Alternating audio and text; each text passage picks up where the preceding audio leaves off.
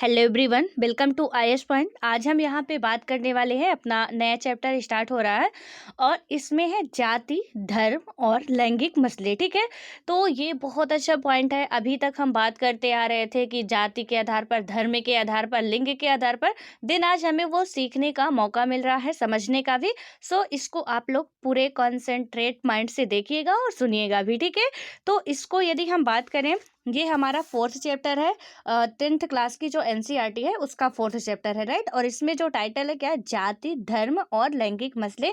इसके बारे में पूरे चैप्टर में हमको सारी जानकारियां मिलेंगी, क्या किस तरीके से होता है, तो उसको हम लोग समझेंगे। लेकिन सबसे पहले यदि हम बात करें कि इसके अंतर्गत हमें पढ़नी क्या क्या चीज़ें। ठीक है, अभी तक हमने बहुत सारी जानकारियां ले ली हैं, लेकिन इतनी भी नहीं ले लिए हैं कि बिल्कुल एक्सपर्ट हो गए हैं, तो अभी और भी लेना बाकी है। ठीक है, तो इसलिए अपना धैर्य बनाए रखिएगा, क्योंकि अभी 12th क्लास तक की एनसीईआरटी हमें कंप्लीट करनी है और आई होप कि फरवरी तक में वो कंप्लीट भी हो जाएगी। ठीक है, तो अब इसमें यदि हम बात करते हैं, तो पिछले अध्याय में हमने जाना कि सामाजिक विविधता लोकतंत्र के लिए कोई खतरा नहीं होती है। ठीक है, यानी कि जो समाज में विविधता होती है, लोकतंत्र के लिए कोई खास खतरा पैदा नहीं करती है, क्योंकि हम उसके हर एक पहलू को देख चुके हैं कि यदि विविधता होती है तो कैसे होता है, नहीं होती है तो किस तरीके से होता है। और आप में से जो भी नहीं देखे हों वो प्रीवियस वीडियो देखेंगे, इसके पहले के जो 3rd चैप्टर का है, 2nd चैप्टर का है, 10th क्लास का ही, वहाँ से आपको समझ में आ जाएगा पूरा। ठीक है, हालांकि जितने भी चैप्टर या क्लास हैं, जैसे 6, 7, 8, 9 जो भी क्लासेज अभी तक हम लोग किए हैं, सब एक दूसरे से अटैच्ड हैं। ठीक है, कुछ 6 में है, कुछ पार्ट 7th में है, कुछ 11th में है, तो इस तरीके से सारे, जैसे हम विविधता की बात कर रहे थे 6 में थोड़ा सा पढ़े, इधर आते हैं तो और भी जानकारियां प्राप्त करते हैं। इसलिए यदि हम रेगुलर कर रहे हैं तो ही सारी चीज़ें समझ में आएंगी, अदरवाइज वो हमारे माइंड से बहुत ऊपर ऊपर जाएंगी। ठीक है, हमें समझ नहीं आएगी, इसलिए आप रेगुलर करिए तो बेहतर होगा आपके लिए। अब यहाँ पे हमने बात की कि राजनीति में सामाजिक असमानताओं की अभिव्यक्ति कोई असंभव बात नहीं होती है। ठीक है, यानी कोई खतरा भी नहीं है और कोई असंभव बात भी नहीं है इतनी। और कई बार होता क्या है कि कई बार तो ये अभिव्यक्ति लोकतंत्र के लिए लाभकर हो जाती है, जैसे मैंने बताया था कि विपक्षी का होना बहुत इंपॉर्टेंट होता है। ठीक है, जब सामाजिक विविधताएं होगी तभी तो हम विपक्ष होंगे, वरना हम एक जैसे होंगे। ये सही है, हर एक क्षेत्र पे अलग अलग है। जो दवाइयाँ हमें पेट दर्द के लिए काम आएगी, हो सकता है कि वो दवाइयाँ हमारे मलेरिया के लिए या और किसी रोग के लिए काम ना आए, क्योंकि वो दर्द की दवा है। और दर्द की दवा हम कहें कि बुखार ख़त्म कर दे या हमारा कैंसर ख़त्म कर दे, तो ये पॉसिबल नहीं है। ठीक है, तो वहाँ पे कुछ चीज़ें होती हैं जो कि होना ज़रूरी भी होता है। कई जगह पे लगता है कि नहीं, यहाँ पे ये चीज़ें, वही चीज़ कहीं पे गलत होती है, कहीं पे सही होती है। ठीक है, लेकिन हम फिर उसका महत्व कब देते हैं, जबकि वो ज़्यादा सही होती है, कम गलत होती है। यहाँ पे भी हमने देखा कि कहीं ना कहीं लोकतंत्र के लिए ये फायदेमंद है, क्योंकि लोकतंत्र में यदि हमें अच्छे तरीके से शासन व्यवस्था चलानी है तो इसका होना बहुत इम्पोर्टेंट है। ठीक है, और उसके बाद है कि इस अध्याय में हम इस विचार को भारत में लोकतंत्र के कामकाज के संदर्भ में परखने की कोशिश करेंगे। हम यहाँ सामाजिक विभाजन और भेदभाव वाली 3 सामाजिक असमानताओं पर गौर करेंगे। जो सामाजिक विभाजन किस तरीके से होता है, तो ऑब्वियस है, जाति में होगा, धर्म में होगा, लिंग में होगा, यही तो होगा सामाजिक विभाजन। ठीक है, तो ये है लिंग, धर्म और जाति। क्या क्या है ये कोई नई बात नहीं कि आज हम बात कर रहे हैं, कई हम पहले भी आपको बता चुके थे। सामाजिक आधार पर, आर्थिक आधार पर, धार्मिक आधार पर, तो इनमें हम डिवाइड करते हैं। कोई भी समस्या है कहीं पे भी, बस यही है, किसी भी कंट्री पे हो, कहीं भी प्रॉब्लम्स है, इतने ही पहलुओं पे होती है। कोविड आया, कोविड का भी इफेक्ट हमें इसी पहलुओं पर देखने को मिलता है। आज मैं फिर लिखवा रही हूँ कि व्यवस्था के आधार पर हम किस किस उसमें समस्याएं हमें देखनी पड़ती हैं, या हम अच्छाई कर सकते हैं या बुरा हो सकता है, तो कहाँ कहाँ पे हो सकता है। ठीक है, और इतने में ही पूरा हमारा एक कंट्री का निर्माण हो जाता है। एक जो भी हम विश्व की बात करें, कहीं पे भी आप ये समस्याओं का यदि हल दे देते हैं, आपका क्वेश्चन कंप्लीटली माना जाएगा। ठीक है, कोविड आया, कोविड से हम बात करेंगे कि सामाजिक आधार पर क्या इफेक्ट पड़ा इसका। ठीक है, यानी कि जाति धर्म में सोशल डिस्टेंसिंग की बात हो रही थी, तो वहाँ पे किस तरीके से समाज में क्या प्रभाव पड़ा इसका। ठीक है, और उसके बाद हम बात करेंगे आर्थिक आधार पे, इकोनॉमिक पर क्या इफेक्ट पड़ा। यहाँ पे ये नहीं है कि आप सिर्फ देश के लिए ही, मैं ये बताना चाह रही हूँ कि आप किसी स्वास्थ्य के लिए, शिक्षा के लिए, मतलब कोई भी सेक्टर हो, आप ये सारे पहलू यदि समझ लेते हैं, आपके माइंड में आ जाता है, अलग अलग पॉइंट निकाल लेते हैं कि किसका किस आधार पे क्या इफेक्ट पड़ता है, आप इजीली आंसर कर लोगे। कुछ भी नहीं आता फिर भी आप आंसर कर जाओगे, ठीक है। तो यहाँ पे आर्थिक आधार हुआ। हम थर्ड की बात करते हैं, धार्मिक आधार। ठीक है, धर्म में क्या आ गया हमारा, हिंदू मुस्लिम, जितने भी जिस भी कंट्री में जो भी धर्म होते हैं। इकोनॉमिक्स में अमीरी गरीबी, ये वाले पहलू आ गए, ठीक है, कि किस तरीके से इफेक्ट पड़ता है आर्थिक आधार पे। सामाजिक आधार पे हमने देखा जाति, धर्म, लिंग, भाषा, ये हो गया, ठीक है। और उसके बाद हम बात करें तो वर्तमान समय में हम टेक्नोलॉजी को भी ले सकते हैं, ठीक है, कि पारंपरिक आधार पे क्या हो रहा है या प्रौद्योगिकी के आधार पे क्या हो रहा है, क्योंकि आने वाले समय में प्रौद्योगिकी भी लोगों में एक कंपटीशन का माहौल क्रिएट करने वाला है, ठीक है, क्योंकि उसमें भी भेदभाव फिर किया जाएगा। जिसके पास ज़्यादा टेक्नोलॉजी होगी वो ज़्यादा अच्छा माना जाएगा, जिसके पास थोड़ा बहुत कम ज्ञान होगा उसको, जैसे अमीर है तो ज़्यादा उसको प्रायोरिटी दी जाती है, गरीब को कम। उसी तरीके से यहाँ आने वाले टाइम में कुछ ऐसा ही होने वाला है, ठीक है। तो इसका भी हम ले सकते हैं। ये व्यवस्था के आधार मूलभूत आधार हैं, ठीक है, इनसे ही पूरी व्यवस्थाएं जुड़ी हुई है। आप थोड़ा जरा नजर उठा के देखिए कि यहाँ पे सामाजिक आधार में हमारे कितने पहलू आ गए, जाति, धर्म, लिंग, भाषा, जो भी है, ठीक है। उसके बाद आर्थिक आधार पे अमीरी गरीबी, ये आ गया। उसके बाद धार्मिक आधार पे आप धर्म में क्या क्या करते हो, हिंदू मुस्लिम जितने भी धर्म में बटे हुए हैं, उस आधार पे क्या कैसे हो रहा है। प्रौद्योगिकी के आधार पे क्या कैसे इनोवेशन हो रहे हैं, क्या नहीं हो रहे हैं, कौन इसमें पार्टिसिपेट कर रहा है, कितना इसका प्रॉफिट है, कितना लॉस है, वो सारी चीज़ें आ गई, ठीक है। इतने में ही हमारा इधर उधर ये सारी चीज़ें घूमती रहती हैं, इसलिए आपको ध्यान में रखना है। और मेन पॉइंट तो हम भूल ही गए थे, राजनीति के आधार पे, ठीक है। तो एक है राजनीतिक आधार, इसमें भी राजनीति के आधार पे भी काफ़ी ज़्यादा कंपटीशन है और प्रॉब्लम्स भी है, अच्छाई भी है, बुराई भी है, ठीक है। तो ये कुछ आधार है जिनसे आप सारे समस्याओं का समाधान निकाल सकते हैं, और इसको आप लोग नोट कर लीजिए ताकि आप लोगों के लिए बेहतर कंटेंट बना रहे। ये रामबाण है, कहीं पे भी इसको छोड़ोगे फायदा ही करेगा, नुकसान नहीं करने वाला, ठीक है। जब भी प्रॉब्लम्स हो बस आपको ये 4 पॉइंट याद करने, इन 4 पॉइंट का आपको सोल्यूशन देना है। इन 4 पॉइंट पे आपको थोड़ा थोड़ा डिटेल करना है इनका, और परीक्षक समझ जाएगा क्या चीज़ें हैं, ठीक है। क्वेश्चन समझ के, अब ऐसा नहीं कोई भी क्वेश्चन हो हम लिख देंगे, क्वेश्चन समझने के बाद वहाँ पे कुछ ऐसे पॉइंट्स हमें पुट कर देंगे। इतना ही तो हमारा देश है, इतना ही हमारा विश्व है, बस इतने के अंदर ही है, ठीक है। तो वहाँ पे हम समझ सकते हैं। अब आते हैं अपने चैप्टर पे। इसमें क्या होता है कि सामाजिक विषमताएं, ये असमानताएं कैसी हैं और किस तरह राजनीति में अभिव्यक्ति होती है, हम इस पर बारी बारी से गौर करेंगे। फिर हम यह देखने की कोशिश करेंगे कि इन असमानताओं पर आधारित अलग अलग अभिव्यक्तियां लोकतंत्र के लिए लाभकर है या नुकसानदेह है, ठीक है। तो यहाँ पे अभी हम ये भी देखेंगे, क्योंकि ऐसे नहीं कह सकते डायरेक्टली कि ये फायदेमंद ही है या नुकसानदेह है। तो हम अभी चर्चा करेंगे, पूरा चैप्टर पढ़ेंगे, उसके बाद ही हम कुछ कह सकते हैं कि ये किस तरीके से है, ठीक है। तो यदि हम बात करते हैं कि लैंगिक मसले और राजनीति, तो इसमें आता है हमारा निजी और सार्वजनिक का विभाजन, ठीक है। तो जो प्राइवेट का होता है और पब्लिक सेक्टर का होता है, इसका जो विभाजन है, इसके बारे में हम बात करेंगे। सबसे पहले यहाँ पे इसको देखें यदि, तो इसमें बताया गया है कि आइए अपनी शुरुआत की हम लैंगिक असमानता से करते हैं, ठीक है। ये जो पॉइंट हमारा है, पहले इसको देख लेते हैं कि लैंगिक मसले की जो राजनीति है, तो इसमें क्या है कि स्त्री शक्ति का उद्घोष करता बंगाल का एक पोस्टर, ये यहाँ पे महिला शक्ति का है, ठीक है। और इसमें हम देखेंगे कि क्या है कि अपनी बात को शुरुआत लैंगिक असमानता से करें। सामाजिक असमानता का यह रूप हर जगह नजर आता है, लेकिन राजनीति के अध्ययन में शायद ही इस बात की पहचान की जाती है। लैंगिक असमानता को स्वाभाविक या कहें कि प्राकृतिक और अपरिवर्तनीय मान लिया जाता है, लेकिन लैंगिक असमानता का आधार स्त्री और पुरुष की जैविक बनावट नहीं, बल्कि इन दोनों के बारे में प्रचलित रूढ़ छवियां और तयशुदा सामाजिक भूमिकाएं हैं, ठीक है। यहाँ पे लैंगिक असमानता की बात की जा रही है। लैंगिक असमानता का मतलब है कि लिंग के आधार पे जो समानता नहीं मिलती लोगों को। अब लिंग के आधार पे आप देखोगे हम कई सारे रिश्ते में बँटे हुए हैं, बहुत से हमारे रिलेशंस हैं, लेकिन सबके अलग-अलग नाम भी हैं, कोई पापा है, कोई मम्मी है, कोई दादी है, कोई बब्बा है, कोई बुआ, कोई फूफा, मतलब बहुत सारे रिश्ते हैं, आंटी, अंकल, दीदी, भैया, भाभी, वाइफ सब कुछ है, ठीक है? लेकिन यहाँ पे आप ज़रा देखेंगे तो सिर्फ़ लिंग 2 ही हैं, यहाँ पे लिंग 2 ही हैं, कौन है? एक महिला है, एक पुरुष है। ठीक है। अब महिला और पुरुष में कोई किसी की मौसी है तो वही किसी की वाइफ है, किसी की वही बहन है, किसी की वही एक लड़की या एक लड़का। ठीक है।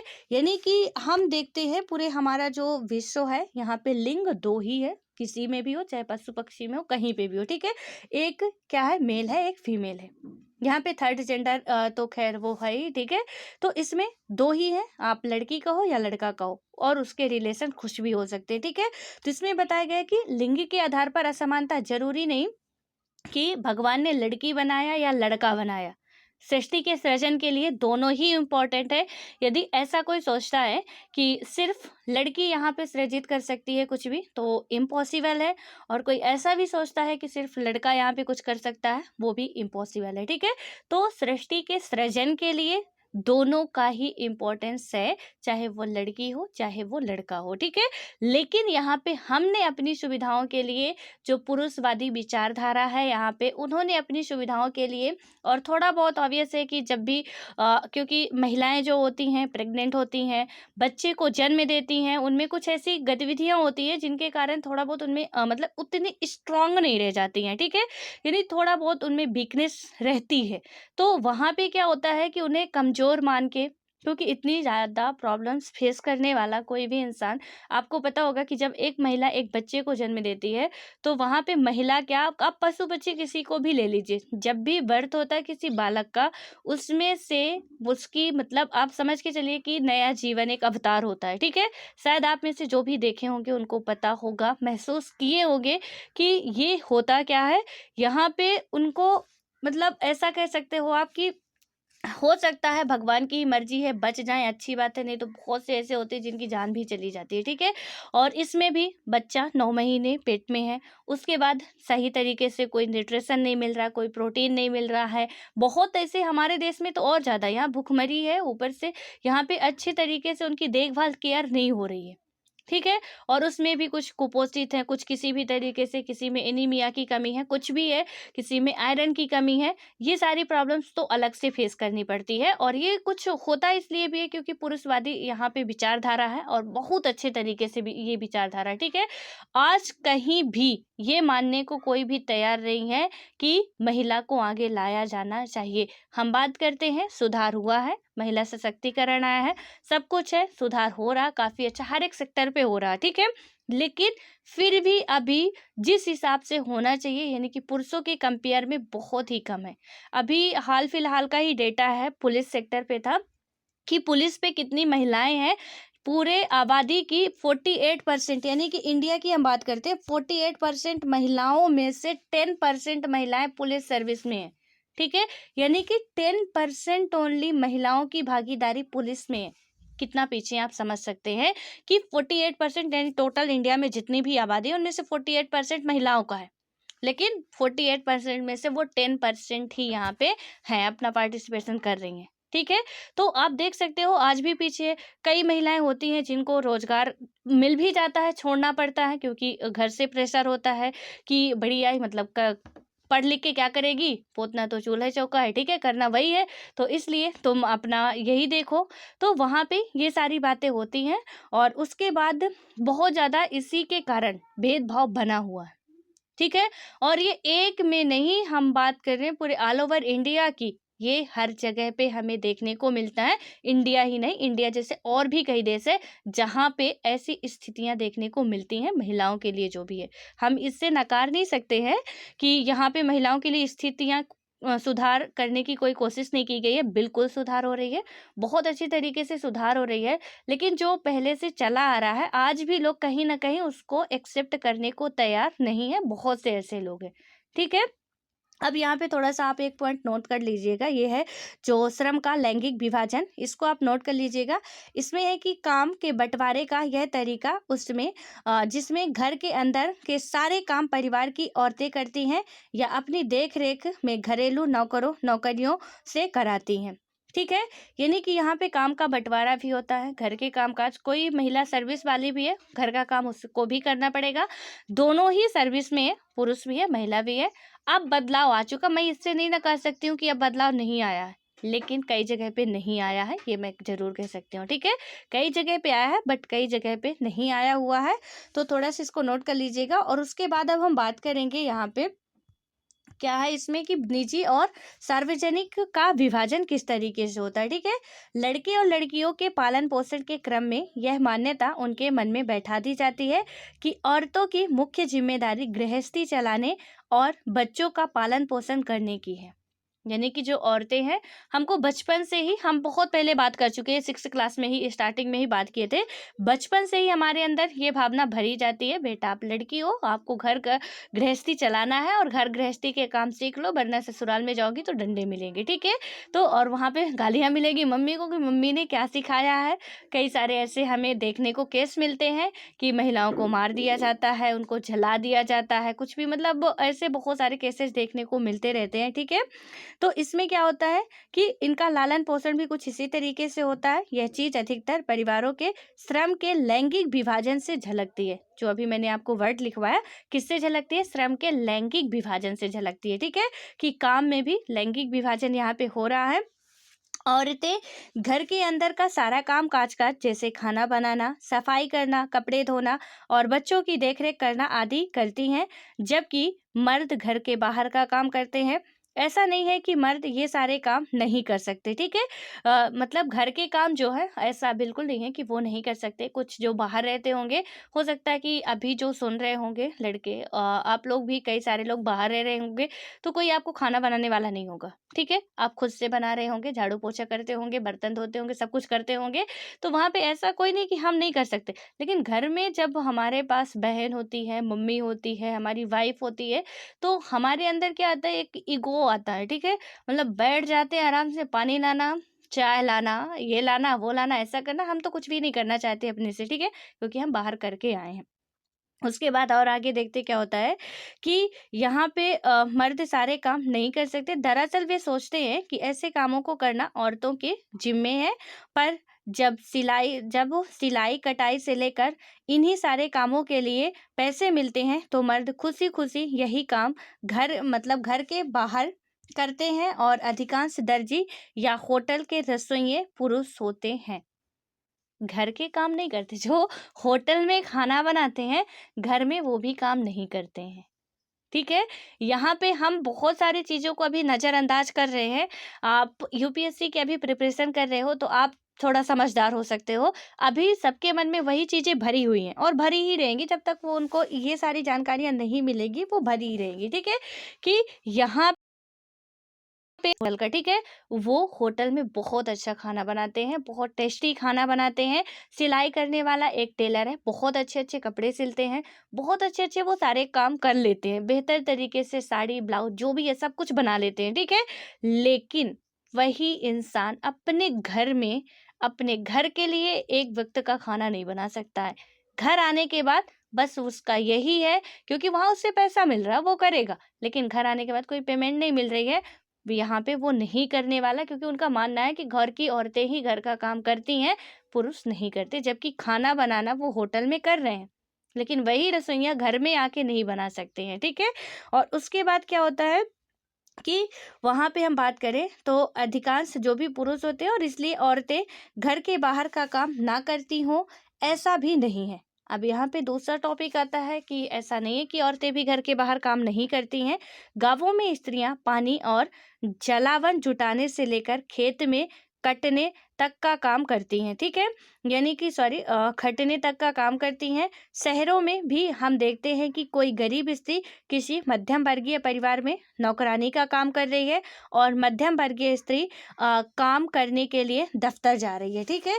यानी कि यहाँ पे हम गांव में भी देखते हैं, शहर में भी देखते हैं, महिला मतलब बाहर से लकड़ी लाना, पानी लाना, खेत का भी काम आप देखोगे तो हम ये ध्यान नहीं देते हैं। गांव में जाके आप देखोगे तो ज़्यादा से ज़्यादा काम खेत का भी हो चाहे घर का हो, महिलाएं ही करती हैं, ठीक है। यहाँ पे आपके हो सकता है कि आप यदि कृषक परिवार से होंगे तो आपकी मम्मियाँ बहुत ज़्यादा खेत में योगदान देती होंगी, आपके पापा से भी ज़्यादा। तो वहाँ पे लेकिन उनकी कोई गिनती नहीं होती कहीं पे भी कि वो कुछ कर रही हैं, ठीक है। तुम्हारी वो रिस्पॉन्सिबिलिटी है, तुम तो करोगी ही, ऐसा कुछ नहीं है कि तुम नहीं करोगी। तो पेमेंट लेस है, फिर भी वो पूरा काम कर रही हैं, घर के लिए कर रही हैं, अच्छी बात है, करनी चाहिए। लेकिन जब करना चाहिए तो पुरुषों की रिस्पॉन्सिबिलिटी है कि उन्हें बखूबी इज्जत देनी चाहिए, ठीक है। जैसे वो समझते हैं पति परमेश्वर होता है, तो महिलाओं की भी कुछ इच्छाएं होती हैं कि थोड़ा बहुत उन्हें भी इज्जत मिलनी चाहिए। आप कुछ भी मत दो, कोई पेमेंट मत दो, कुछ ज़रूरी नहीं है, बट थोड़ी सी उनको ये रहे कि एक आप उस तरीके से ट्रीट मत करो कि बस तुम्हारे लिए तो ये तुम जन्म जुगाधार लिखा के आई हो कि नहीं, तुमको करना ही पड़ेगा, तुम करोगी, तुम इसी के लिए बनी ही हो। थोड़ा उसको ये हम प्रूव कराएं कि भैया तुम ही इंसान हो, तुम भी चलो ठीक है, तबीयत खराब है, कुछ भी है, हम भी कर लेते हैं, तुम भी करो, ठीक है। तो इस तरीके से थोड़ा उसके अंदर भी रहता है कि चलो ठीक है, मतलब कम से कम कोई काम करने में हर्ज नहीं होता फिर, ठीक है, कि घर बैठे क्या करेंगे, काम ही करते हैं। ऑब्वियसली बहुत करते हैं, तबीयत भी खराब होगी, कुछ भी हो, कितनी भी बीमार हो, लेकिन आप लोगों के लिए, हम लोगों के लिए, अपने बच्चों के लिए, अपने पति के लिए, अपने परिवार वालों के लिए वो ज़रूर खाना बना के देंगी। कुछ करें चाहे ना करें, हम लोगों की कितनी भी बिस्तर में पड़ी हो वो, लेकिन फिर भी वो करेंगी, ठीक है। और आप लोग यदि एक परिवार में रह रहे हो तो आपको बखूबी पता होगा। और दफ्तर भी जाती हैं महिलाएं, ऐसा नहीं कि दफ्तर नहीं जाती हैं।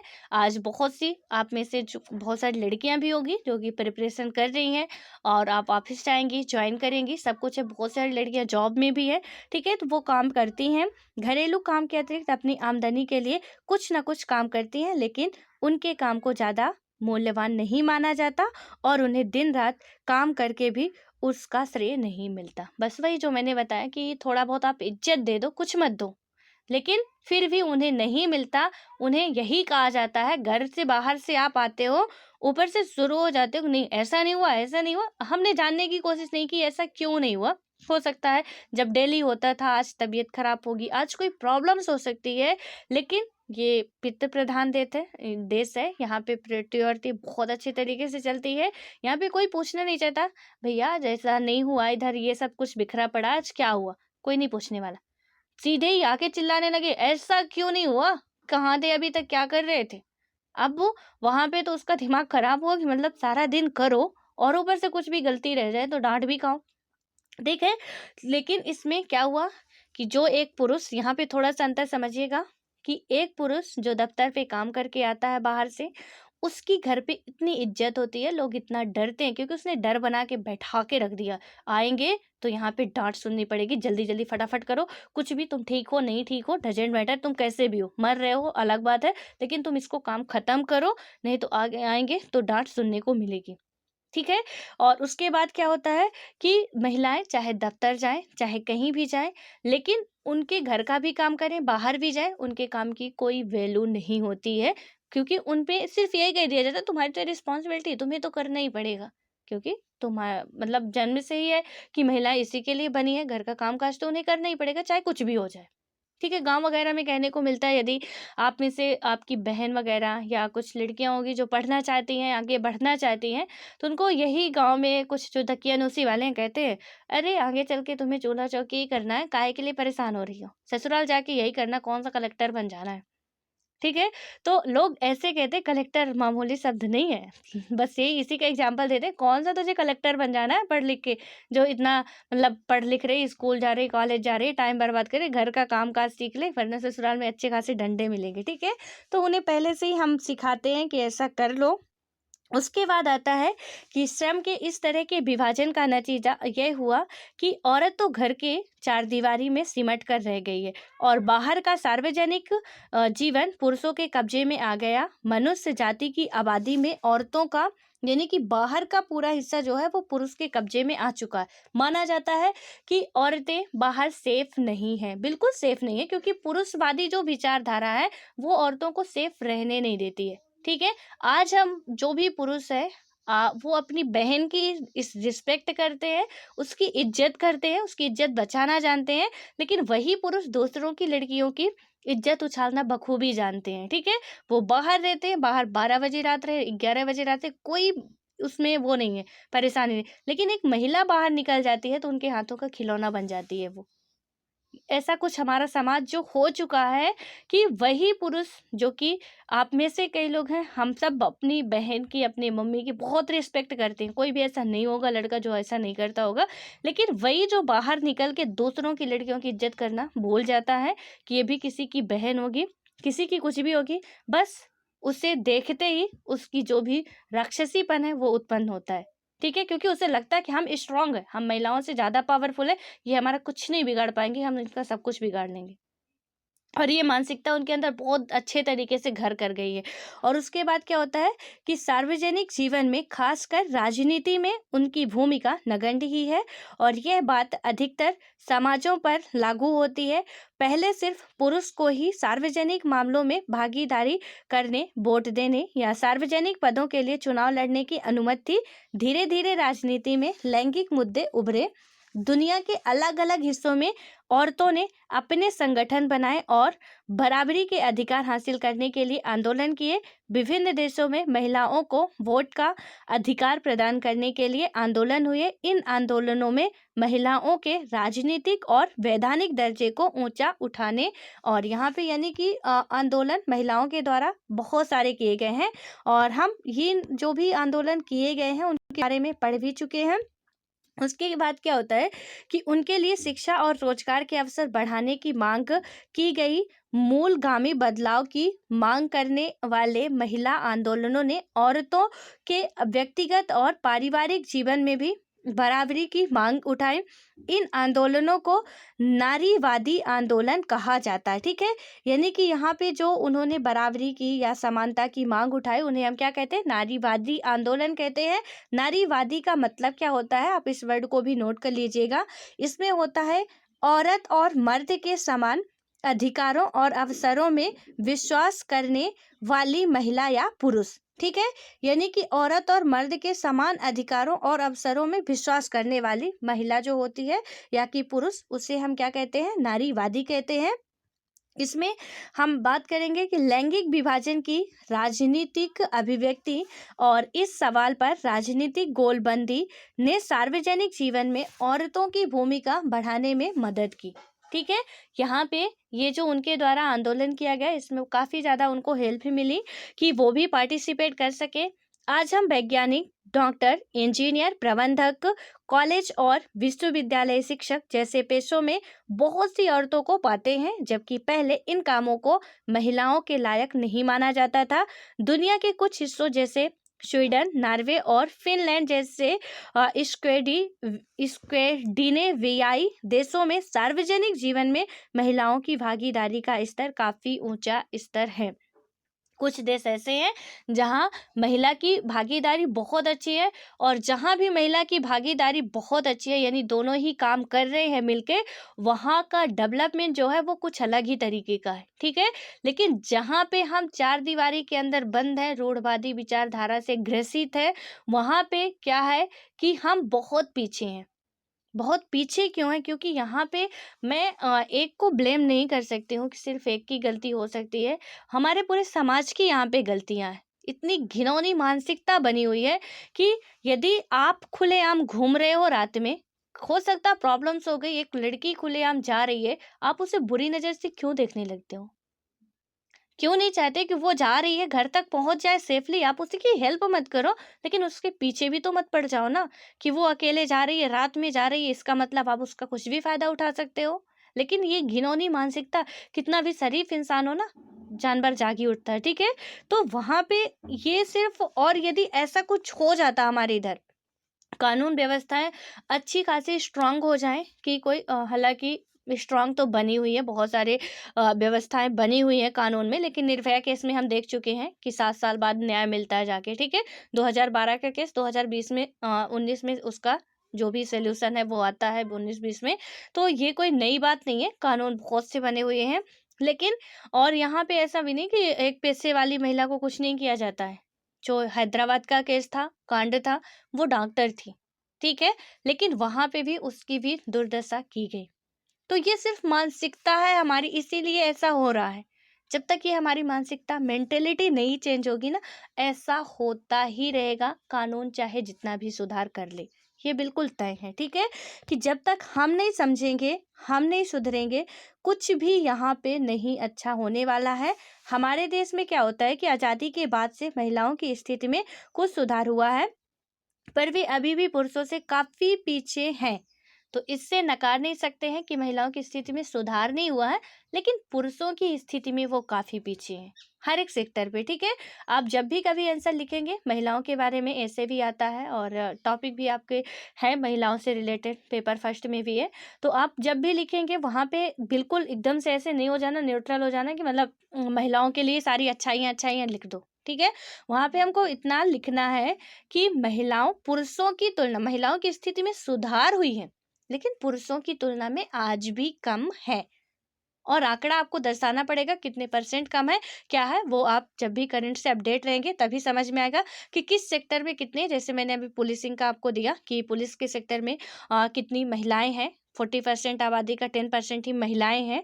तो वहाँ पे आप कुछ ऐसे आंकड़े देंगे, आपका आंसर काफ़ी बेहतर होगा। बात नहीं कि ऐसे लिख दे महिलाओं की स्थिति बहुत बुरी कंडीशन में है, ऐसा नहीं, सुधार हुआ है बट पुरुषों के कंपेयर में अभी भी कम है, ठीक है? तो इस बात को आप ध्यान में रखिएगा। और होता क्या है कि उनका दमन होता है, यानी कि भेदभाव से क्या होता है, उनका दमन होता है।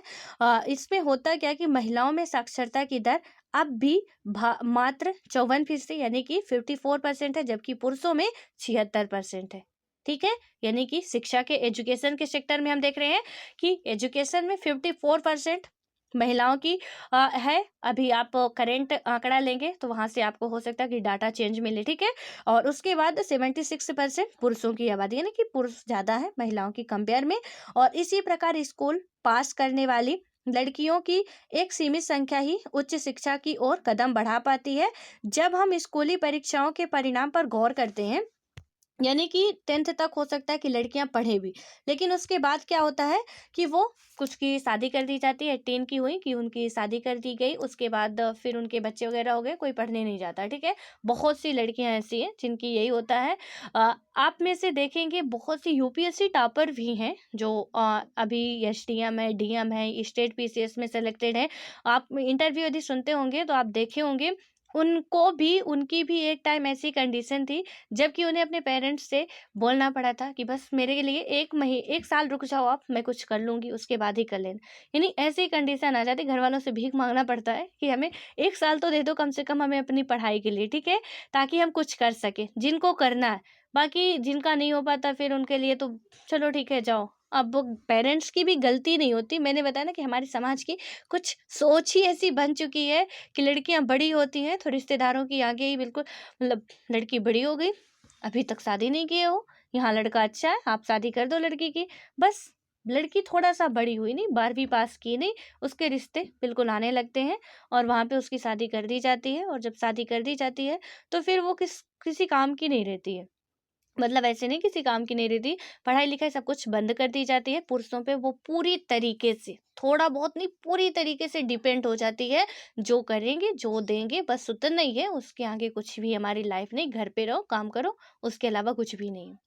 क्योंकि हमने उन्हें सोचने का मौका ही नहीं दिया, हमारे पेरेंट्स ने तुरंत ही, तुमने 12th पास किया, बड़ी बहुत बड़ी बात होती है गाँव वगैरह में, और एससी, एसटी, ओबीसी में तो 12th भी नहीं, 10th पास करो या 5th पास करो, 8th पास करो, इतने में ही तुम्हारी शादी कर दी जाएगी।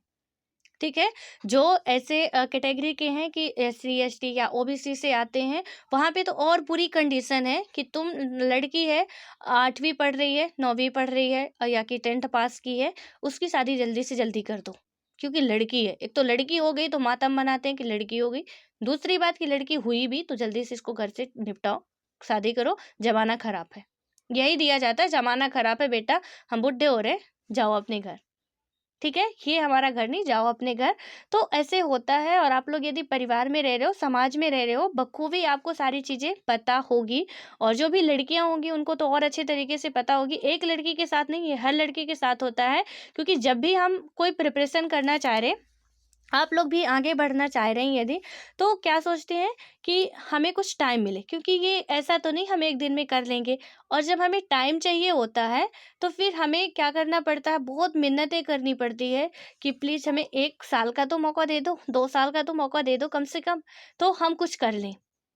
ठीक है, यानी इस तरीके से हमें कहना पड़ता है लड़कों के लिए। 4 साल 5 साल जितना भी कर रहे हैं वहाँ पे वो करते रहे, उनके लिए कोई वो नहीं है। लेकिन लड़कियां यदि कुछ करना भी चाहती हैं, नहीं नहीं तुम अपने घर में जाओ, शादी के बाद भी लड़कियां कर सकती हैं, तुम भी कर लेना। तो कुछ ऐसे ही कह के उनको टाल दिया जाता है। और कुछ तो ठीक है, पेरेंट्स होते हैं, सपोर्टिव होते हैं, चलो ठीक है अब बेटा आप करना चाहते हो कर लो, टाइम दे देते हैं।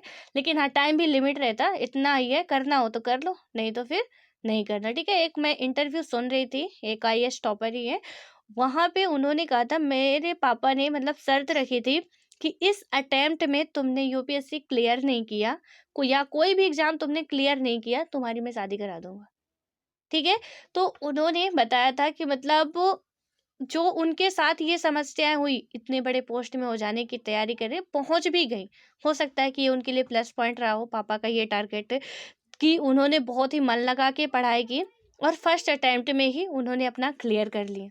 ठीक है, जो भी मिला, लेकिन वो फर्स्ट अटेम्प्ट में कहीं ना कहीं अपना एक सिक्योर रैंक बना पाई कि चलिए ठीक है हम जॉब में हो गए हैं, सेलेक्टेड हो गए हैं, अब तो कम से कम थोड़ा टाइम हमें मिल जाएगा। प्रॉपर आईएएस चाहिए उसके लिए भी मिल जाएगा, और भी कुछ करना चाहते हैं उसके लिए भी। ठीक है, तो यहाँ पे ये कंडीशन रहती है, और यही स्थिति यदि सुधर जाए तो देश बहुत आगे बढ़ सकता है हमारा। और उसके बाद हम बात करते हैं कि यहाँ पे क्या होता है कि कई जगह लड़कियों ने बाजी मार ली, और कई जगह पर उनका प्रदर्शन लड़कों से बेहतर नहीं तो और कमतर भी नहीं है। लेकिन आगे की पढ़ाई के दरवाजे उनके लिए बंद हो जाते हैं, क्योंकि माँ बाप अपने संसाधनों को लड़के लड़की दोनों पर बराबर खर्च करने की जगह लड़कों पर ज़्यादा खर्चा करना पसंद करते हैं। अब इसका भी एक बहुत बड़ा रीज़न है। ठीक है, क्योंकि जब आगे पढ़ाई करने आप जाओगे पैसा लगेगा। जब पैसा लगेगा ऑब्वियस है, लड़के को घर पे रहना है, लड़का कमाएगा, घर के लिए कमाएगा, तुम तो दूसरे घर चली जाओगी, वहाँ पे इधर देने वाली नहीं हो। ठीक है, वहाँ पे वो सोचते हैं कि जितना पैसा हम इन दोनों में करें, क्योंकि इतनी कमाई भी जिसके पास नहीं होती है, मिडिल क्लास फैमिली में यदि हम बात करें, तो वहाँ पे फिर उनको लगता है कि लड़का पढ़ ले, लड़की की शादी कर देते हैं, उधर उसका खर्चा जहाँ जाएगी वो तो उठाएंगे। ये मेंटेलिटी बनी हुई है। ठीक है, और इसी वजह से वो सोचते हैं कि अब इसको यहीं पे बंद किया जाए, इसका रास्ता जो भी है यहीं पे रोका जाए, और लड़के को आगे बढ़ाया जाए, क्योंकि उसका आगे बढ़ना जरूरी है, क्योंकि उसे और भी घर देखना है। और अच्छी बात है, लेकिन इतना भी नहीं कि आप पूरी तरीके से गिरा दो। और उसके बाद आता है कि दूसरा है कि इस स्थिति के चलते अब भी ऊंची तनख्वाह वाले और उच्च पदों पर पहुंचने वाली महिलाओं की संख्या बहुत ही कम है। भारत में औसतन एक स्त्री एक पुरुष, यानी कि इसमें क्या बात की गई है, अभी भी ऐसी सिचुएशन है जहां पे कि ऊंची पेमेंट, अच्छी खासी पेमेंट मिलती है, या ऊंची रैंक के लिए, जैसे अभी आप लोग प्रिपरेशन कर रहे हैं या कर रही हैं, आपके घर में जो भी बहनें होंगी कर रही होंगी कि यूपीएससी में करना है या स्टेट पीसीएस देना है, अच्छी रैंक हमें पानी है, या जज बनना है, या कि सुप्रीम कोर्ट का हमें वकील बनना है। ऐसी कुछ पोस्ट है जहाँ पे बहुत कम लड़कियां आज भी जा पा रही, क्योंकि उन सब के लिए हमें टाइम चाहिए होता है। ये बिल्कुल सत्य है, इसे हम नकार नहीं सकते कि यदि हमें हाई लेवल के पोस्ट में चाहिए होता है तो हम तो 21 साल तक अपना ग्रेजुएशन ही करते रह जाते हैं, उसके बाद हम कुछ करने की सोचते हैं। और जब 21 साल तक 18 साल तक तो लड़की का रहना घर पे मुश्किल होता है, 21 साल तक बहुत मुश्किल से ही यहाँ पे घर पे रहने देंगे। तो मिडिल क्लास और गरीब परिवार के लोग तो बिल्कुल भी नहीं रहने देते। ठीक है, तो वहाँ पे क्या होता है कि जिनके पास अच्छा खासा रुपए होगा, पैसा होगा, उनकी ही लड़कियां फिर 21 साल के बाद जो प्रिपरेशन करने की सोचती हैं वही आगे जा पाती हैं। इसीलिए रेशियो भी बहुत कम है। क्योंकि वहाँ पे टाइम चाहिए ही होता है, एक दिन का नहीं कि हम एक दिन में स्टेट पीसीएस या यूपीएससी निकाल लेंगे। टाइम अच्छा खासा लगता है, 1 से डेढ़ साल, 2 साल मन लगा के किया जाए, तब भी हमें 1 से डेढ़ साल या 2 साल तो लगता ही है, ठीक है? और किस्मत अच्छी नहीं हुई तो 3 साल भी लग सकता है। अब उसके लिए इतना कोई वेट करने वाला नहीं है और यही सबसे बड़ी मेन समस्या होती है। और उसके बाद हम बात करते हैं, तो यहाँ पे बताया गया है कि जो पुरुषों की तुलना में उनका जो भी काम-वाम है, सब कुछ कम होता है। और होता क्या है कि रोज़ाना 1 घंटा ज़्यादा काम करती हैं, पर उसको ज़्यादातर काम के लिए पैसे नहीं मिलते। इसलिए अक्सर क्या होता है कि उनके काम का मूल्यवान नहीं माना जाता। यानी कि यहाँ पे भी उनके काम की कोई वैल्यू अभी भी नहीं है, दफ़्तर में भी, ठीक है? उसके बाद आता है कि समान मज़दूरी से संबंधित अधिनियम में कहा गया है कि समान काम के लिए समान वेतन, यानी कि समान मजदूरी अधिनियम जो आया उसमें बात की गई कि समान मजदूरी के लिए समान वेतन दिया जाएगा। और उसके बाद बहरहाल काम के हर क्षेत्र में, यानी खेलकूद की दुनिया से लेकर सिनेमा के संसार तक और कल कारखानों से लेकर खेत खलिहान तक महिलाओं को पुरुषों की तुलना में कम मजदूरी मिलती है, भले ही दोनों ने समान काम किया हो। यानी कि इसमें कई सारे अभी बिल लाए गए कि आप समान जो भी काम कर रहे हैं उनको समान वेतन मिलेगा। लेकिन अभी तक क्या होता था, किसी भी सेक्टर पे हो, हाई लेवल से लो लेवल तक का, वहाँ पे काम वही है, लेकिन पुरुषों की तुलना में उनकी जो तनख्वाहें होती थी, पेमेंट होती थी, वो कम होती थी, ठीक है? और उसके बाद नेक्स्ट पॉइंट आता है कि भारत के अनेक हिस्सों में माँ-बाप को सिर्फ लड़के की चाह होती है। लड़की को जन्म लेने से पहले ही खत्म कर देने के तरीके इसी मानसिकता से पनपते हैं। और इससे देश का क्या होता है, लिंग अनुपात यानी कि प्रति हजार लड़कों और लड़कियों की संख्या गिरकर 933 रह गई है। साथ लगा नक्शा बताता है कि कई जगहों पर यह अनुपात गिरकर 850 और कहीं-कहीं तो 800 से भी नीचे चला गया है। यानी कि इसमें क्या बताया जा रहा है कि महिलाओं की स्थिति जो है, लिंगानुपात जो है, वो काफी नीचे गिरता जा रहा है। क्यों नीचे गिरता जा रहा है? क्योंकि हर एक को लड़के की चाह होती है, लड़की की नहीं। अभी मैंने जो आपको बताया कि लड़की हो गई ऐसा मातम मनाएंगे कि जैसा बहुत बड़ा किसी की देहांत हो गया, ठीक है? लेकिन लड़का हो गया, इतनी बड़ी खुशी होती है कि मतलब जन्नत की सारी खुशियां कदमों में ही आ गई हैं। और ये मान्यता पहले होती थी, अभी भी होती है, लेकिन सरकार के द्वारा कुछ नियम कानून लाए गए, लाडली लक्ष्मी योजना और भी बेटी बचाओ बेटी पढ़ाओ अभियान, कुछ ऐसे अभियान लाए गए हैं जिनकी बदौलत क्या होता है कि पेरेंट्स अब सजग हो रहे हैं, ठीक है?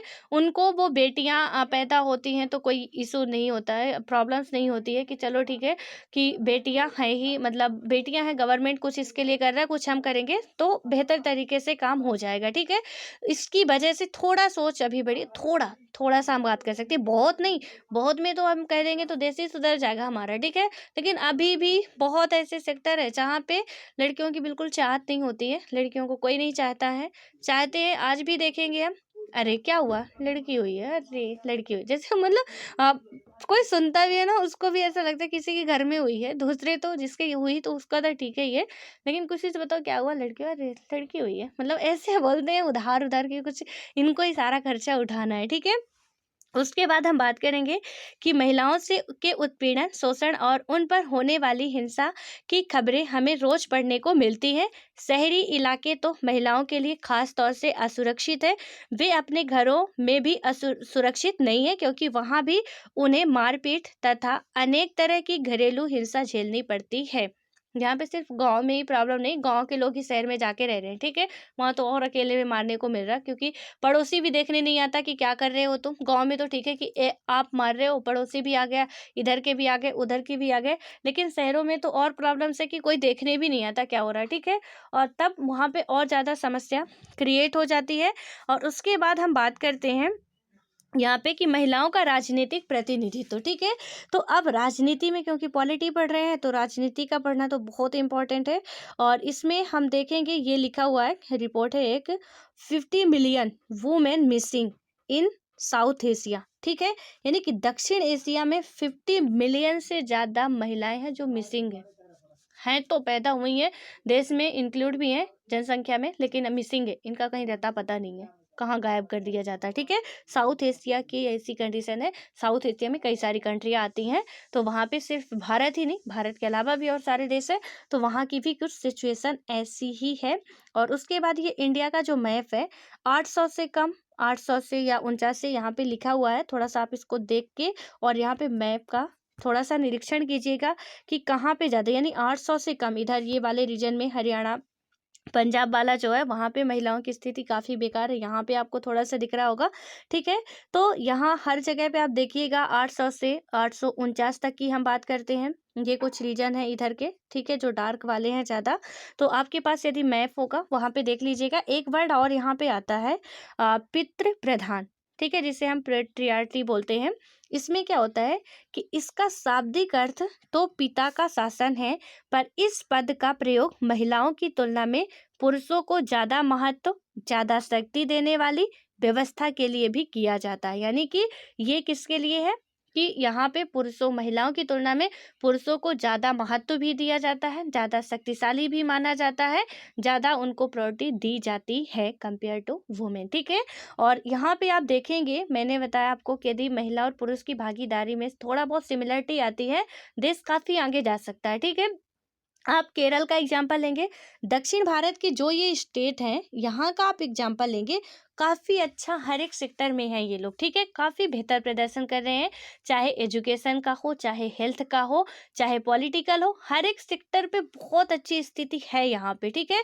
ये हम उत्तर भारत की तो और भी बदतर है, आप कह सकते हो कि काफ़ी मतलब काफ़ी ज़्यादा परेशानी वाली है, इधर की तो खैर है ही, लेकिन यहाँ के इतने में तो और ज़्यादा गड़बड़ी पाई जाती है। यहाँ की हम बात करते हैं, आप पूरा यहाँ की हिस्ट्री देखेंगे, केरल का हो, चाहे तमिलनाडु का हो, चाहे आंध्रा का हो, कर्नाटका का हो, यहाँ पे वुमेन की स्थिति काफ़ी बेटर है, क्योंकि वहाँ मातृ प्रधान वो स्टेट है, ठीक है। जो केरल है वो मातृ प्रधान है, वहाँ की आप स्थिति देखोगे, महिलाएं भी ऑटो रिक्शा चलाती हैं, पुरुष भी चलाते हैं, महिलाएं चला लें तो पता नहीं क्या हो जाएगा, ठीक है। तो इसमें क्या होता है कि वहाँ की, जहाँ आप तुलना कर सकते हैं कि एक स्टेट में जब मातृ प्रधान देश है, वहाँ पे महिला पुरुष दोनों ही समान है, वहाँ की स्थिति कितनी बेहतर है। तो यदि सारे स्टेट में हो जाए तो आपको नहीं लगता कि पूरे देश का कितना अच्छा विकास हो जाएगा। तो यहाँ पे ऐसा नहीं कोई भी अपने आप को महान मानो, दोनों ही सिमिलर हो, दोनों का ही पूरा होना चाहिए, ना तो महिला महान ना पुरुष महान, ठीक है। लेकिन वहाँ पे खैर अपनी महत्व कोई कम करना नहीं चाहता, चाहे वो आप हो चाहे हम हो, हमको कहीं से भी यदि अपनी महानता मिल रही है तो हम नहीं चाहेंगे कि कम हो, ठीक है। तो वो जो हमारी मेंटेलिटी बनी हुई है वो अचानक से नहीं जाएगी, लेकिन इन एग्जाम्पलों के माध्यम से केरल का, दक्षिण भारत के हम एक दो स्टेट ऐसे देखते हैं कि वहाँ पे काफ़ी डेवलप है, और जब डेवलप है तो हम यहाँ पे भी यदि करें तो विकास बढ़ सकता है, ठीक है। ऐसा नहीं कि नहीं बढ़ेगा, विकास होगा और बेहतर तरीके से होगा। सो आई होप कि आपको ये इतनी बातें समझ में आ गई होगी, और थोड़ा मैप का एनालिसिस जरूर करिएगा कि कहाँ कहाँ क्या क्या चीज़ें हैं, और थोड़ा करेंट डाटा भी खोजने की कोशिश करिएगा, तो वहाँ से भी आपको कुछ जानकारियाँ मिलेगी कि महिलाओं से रिलेटेड जो भी एजुकेशन के, हेल्थ के या कि सर्विस के सेक्टर में कितना स्थिति है, कितनी भागीदारी है, वो थोड़ा सा सर्च करके देखिएगा क्या कैसे है, ठीक है। और उसके बाद हम बात करेंगे अपने नेक्स्ट वीडियो में यहाँ पे कि महिलाओं की राजनीति में कितना प्रतिनिधित्व है, किस तरीके से है, उसमें हम लोग देखेंगे, ठीक है। सो अब मिलते हैं नेक्स्ट वीडियो में।